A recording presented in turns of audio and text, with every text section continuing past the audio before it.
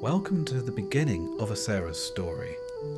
In this series, we'll explore the myths, histories, and legacies that shaped a world, from the hands of its first creator to the kingdoms and wars that define it today.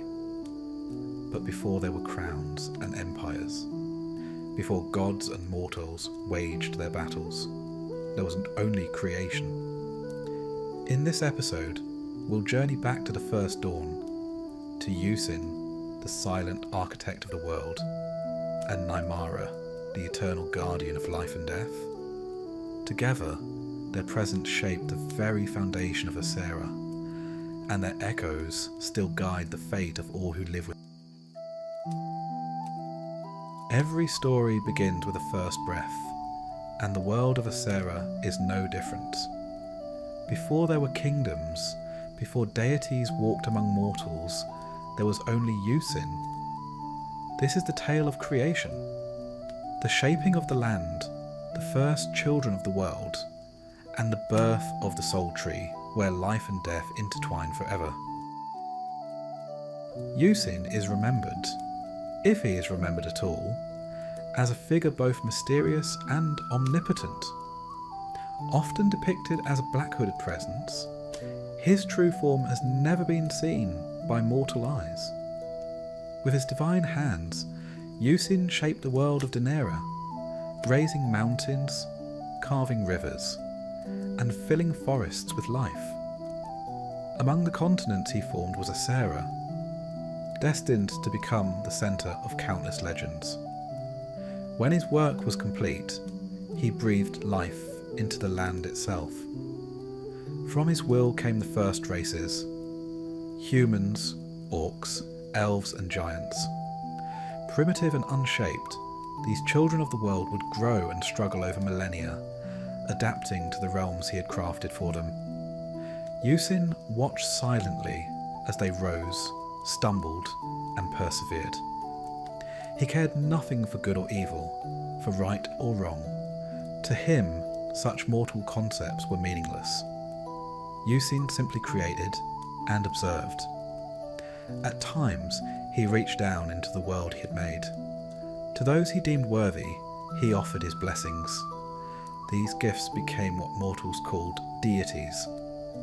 True gods do not exist in this reality as you might imagine them. Instead, they are called deities here.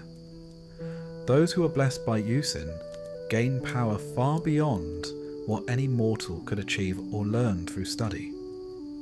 Over centuries, the Blessed Ones grew so powerful and revered that mortals began to worship them as gods in their own right.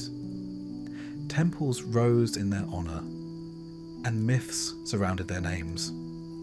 But few realised the truth. Their powers were not their own, but fragments granted by the hidden hand of Usin. As faith shifted towards these lesser deities, memory of Usin began to fade. He never sought worship, and he never revealed himself to common mortals. His legacy became a whisper, a shadow behind the throne of creation. Yet Usin was not the only power born in the first days. Where he shaped land and life, another arose to guard the balance between them. Her name was Nymara, eternal guardian of life and death. She was born not as a ruler, but as a caretaker, a presence of boundless compassion who understood that every life must one day end. Seeing the need for harmony, she planted a seed infused with her own essence. From it grew the soul tree, a vast and sacred being that bridges the realms of the living and the dead. Its roots cradle the departed, its branches touch the eternal beyond, and through it, Nymara guides each soul to rest, reincarnation or final peace. Nymara herself takes many forms, always appearing in a way that comforts the spirit she leads. Sometimes a loyal hound or a gentle cat, offering companionship at the journey's end. Sometimes a fawn for the fearful, or a wolf for the strong. Her shape shifts, but her purpose does not. The soul tree glows with a constant, serene blue, a symbol of her endless watch. The Verdanthril, keepers of the soul tree, whom we will discuss in another episode, sing songs in her honour and leave offerings for the animals she embodies. To them, the soul tree's radiance is a beacon of stability and order in a world that always changes. The foundation was laid.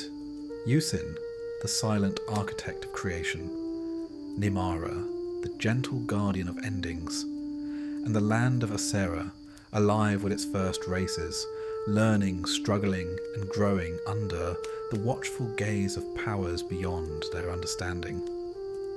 From this beginning, the world would see the rise of deities, the birth of kingdoms, and conflicts that would echo across the ages.